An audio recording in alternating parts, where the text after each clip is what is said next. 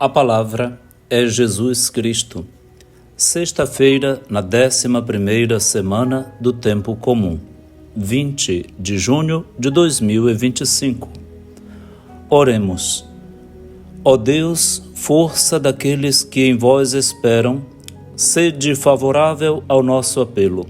E como nada podemos fazer em nossa fraqueza, dai-nos sempre o socorro da vossa graça, para que possamos querer e agir conforme a vossa vontade, seguindo os vossos mandamentos.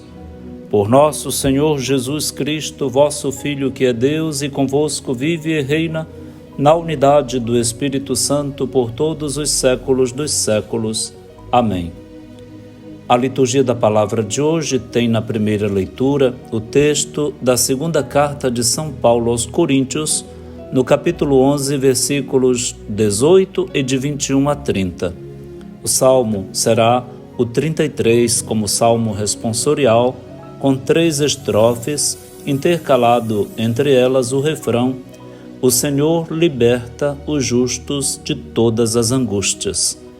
E o evangelho será o de Mateus, no capítulo 6, versículos 19 a 23. Paulo se esforça para ajudar os coríntios a compreenderem a mentalidade da igreja, do amor por ela, da generosidade a gastar a própria vida por esta preciosidade, por este tesouro que é a fé em Cristo Jesus. Quando o tesouro é grande, por ele a gente arrisca tudo. E Paulo quer dizer exatamente isso. Eu arrisquei tudo por causa do Evangelho. Eu doei minha vida inteira pela igreja. E convido vocês a fazerem o mesmo. Os coríntios eram ciumentos da sua cultura, do seu modo de pensar. Estava bem difícil para os coríntios abraçarem a ideia do reino de Deus e da sua igreja. Por isso, Paulo tem grande trabalho para com eles. Muitos lá se gloriavam do que faziam. E Paulo diz: até eu também me gloriarei.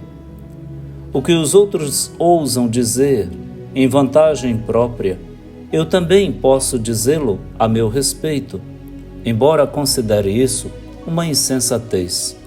Não há necessidade de se vangloriar de nada quando a gente participa da vida eclesial. Ele então começa uma exposição bastante característica da sua personalidade e status judaico. Se eles são hebreus, eu também o sou. São israelitas, eu também. São da descendência de Abraão, também eu sou. São servos de Cristo? Como menos sensato eu digo, eu mais ainda. E aqui começa a exposição característica do seu caráter de apóstolo. De fato, muito mais do que eles, pelos trabalhos, pelas prisões, pelos açoites sem conta. Muitas vezes eu me vi em perigo de morte. 5 vezes recebi dos judeus 40 açoites menos um, porque, sendo cidadão romano, tinha o direito de receber uma chicotada a menos que os demais. Portanto, eram 39. 3 vezes fui batido com varas. 1 vez eu fui apedrejado. 3 vezes eu naufraguei. Passei uma noite e um dia no alto mar. Fiz inúmeras viagens, com inúmeros perigos de rios, de ladrões, da parte dos meus compatriotas, perigos da parte dos pagãos, da cidade, de lugares desertos, no mar, perigos por parte de falsos irmãos. Trabalhos e fadigas, inúmeras vigílias, fome e sede, frequentes jejuns, frio e nudez. Aqui está quem está sendo obrigado a reverberar, a recordar muito do que sofreu por causa da sua fé. De fato, a fé, a vida de fé, não é para molengas, não. E não vai ser uma coisa adocicada. A vida cristã é sim cheia de tribulações, de exigências. Jesus mesmo nolo preveniu. Não há doçura para quem segue aquele rapaz que fora crucificado para dar a vida pelo reino de Deus e por nós. Não, passaremos pelos mesmos caminhos que ele passou, embora em modalidades diferentes. Vejamos aqui o que Paulo sofreu por causa de Cristo. E, sem falar de outras coisas, diz Paulo, a minha preocupação de cada dia com a solicitude por todas as igrejas. Paulo tinha as comunidades dentro do seu coração como suas filhas. Paulo não tratava a igreja como uma instituição alheia ao seu coração. Onde está o coração, dirá Jesus no Evangelho de hoje, ali está o seu tesouro. As comunidades, os crentes, os irmãos que Paulo evangelizava, que batizava, eram o tesouro de Deus, que ele era guardião.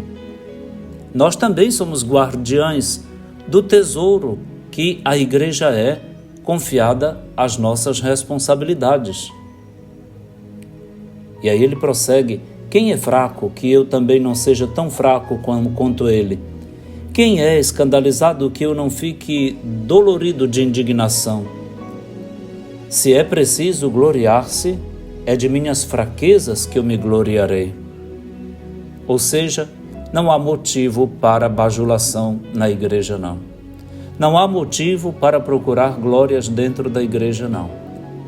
As comunidades que têm nossos irmãos e irmãs cheios de vaidades, de picuinhas, de mediocridades, eu digo a estes irmãos, ouvindo esta palavra de Paulo, parem com isso. Vão se confessar, vão fazer um retiro, vão limpar, arejar esta alma e esta consciência eclesial que está suja,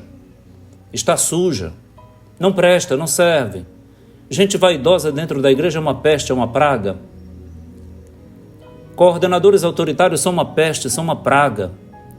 Nas pastorais, nos movimentos, nas comunidades.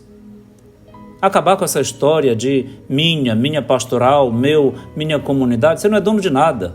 Nem o bispo é dono da igreja, nem o papa, nem o padre. Ninguém é dono de nada, gente. Nós somos servos e estamos por aqui de passagem. Portanto, vamos acabar com esse caráter cheio de vaidade, de pedância e de petulância também. Nós estamos a serviço de Jesus Cristo, não de nós mesmos. Não repita os esquemas da aristocracia que se vê no mundo da política dentro da igreja, não, porque não dá certo e não tem lugar para isso. Deve ser destituído até o coordenador que brote com este tipo de caráter. O padre deve substituí-lo, sim. E aqueles que colaboram dentro dos conselhos das comunidades, que começarem a querer dar-se de donos e de rogados, devem ser substituídos. A comunidade não pode ficar refém das nossas mazelas, dos nossos pecados. Isso é pecado, isso é ruptura, isso é usurpação do lugar de Cristo Jesus e do Espírito Santo que move a comunidade. Acabe com isso, pare com isso. Ou se torna humilde, colaborativo, comunional, ou cai fora. Não tem lugar entre nós para quem quer mandar. Não, já chega. Este clericalismo que passou para a cabeça dos leigos e também está na cabeça dos padres, fora com isso. Denunciemos, falemos, e não por trás, não na Rádio Cipó, na Rádio Corredor, falemos nos conselhos, falemos na frente, com respeito, mas com firmeza, com verdade, não com meias conversas. E não fiquemos com medo de juntar opositores. Se a sua vida está limpa, não precisa de ter medo de ninguém nem de nada. Você não deve nada a ninguém. Só devemos o respeito pelo próprio Senhor e pela igreja que Ele nos confiou à nossa solicitude. O Senhor liberta os justos de todas as angústias. Sim, isso tudo causa dentro de nós, evidentemente, uma certa angústia sim. Por isso, o salmista no Salmo 33, hoje nos diz: este infeliz gritou a Deus e foi ouvido, e o Senhor o libertou de toda angústia. Você que está sofrendo pela comunidade como Paulo sofreu, que está pensando em abandonar tudo, deixar tudo, desistir, por favor, não faça isso. Escute o que o salmista está nos dizendo. Este infeliz gritou a Deus e foi ouvido, e o Senhor o libertou de toda angústia. Converse com seu pároco, sossegue, reze pelos seus opositores dentro da própria comunidade. O que nos interessa é a comunhão, é a unidade e não as animosidades. No Evangelho, Jesus recomenda juntar tesouros onde a traça não rói, nem o ladrão rouba. Porque onde está o nosso tesouro, está o nosso coração, e no nosso coração nós guardamos os nossos tesouros. Qual é o teu tesouro? Onde tu depositas o teu coração? O que é tão importante para ti ao ponto de você poder dar até a tua própria vida, pelo que tu crês, pelo que tu amas, pelo que tu defendes? É o Evangelho? É a comunidade? É a harmonia? É a unidade da nossa fé? O que é? O que é que constitui o teu tesouro? Sim, você me dirá a Eucaristia, ok, não tem problema. Sim, a Eucaristia é o nosso tesouro, é o tesouro da igreja, é Jesus. Mas exatamente por causa da Eucaristia, que ontem nós celebramos vivamente com louvores públicos, a palavra de Deus, que ouvimos todos os dias, inclusive aqui, mas o projeto de evangelização com alegria, com santidade que o mundo precisa, neste mundo tão polarizado e dividido, sim, este é o tempero que a Igreja Católica, recebida do próprio Senhor, tem para dar ao mundo de hoje. Onde está o teu tesouro? Onde está a tua luz? O teu rosto é iluminador? É iluminado pelo Senhor? Os teus olhos são uma luz ou tu estás na escuridão? Diz Jesus. O olho é a lâmpada do corpo. Se o teu olho é sadio, todo o teu corpo está iluminado. Se o teu olho está doente, todo o teu corpo ficará na escuridão. E se a luz que existe em ti é escuridão, como será grande a escuridão? Conclui Jesus no Evangelho de hoje. Renove nesta sexta-feira sua adesão ao Senhor na Igreja. Demos nossa vida pela Igreja Católica. Demos nossa vida pela Igreja Católica. Demos o melhor de nós para a Igreja Católica. Ela é nossa mãe. Nela nós nascemos. Dela vamos à Igreja Celeste, passando pela purificação de nossas almas. A Igreja é minha mãe. Eu sou filho amado da Igreja Católica. Repita isso ao longo do dia e reze pela unidade da Igreja em todo o universo. Que Nossa Senhora nos ajude a obter a paz que estamos pedindo para a sua própria terra, para as crianças, suas conterrâneas, que estão morrendo debaixo de bombas, de mísseis, de disparos. Ave Maria, cheia de graça, o Senhor é convosco. Bendita sois vós entre as mulheres, bendito o fruto do vosso ventre, Jesus. Santa Maria, Mãe de Deus, rogai por nós, pecadores, agora e na hora de nossa morte. Amém. Abençoe-lhe o Deus Todo-Poderoso, que é Pai e Filho e Espírito Santo. Amém.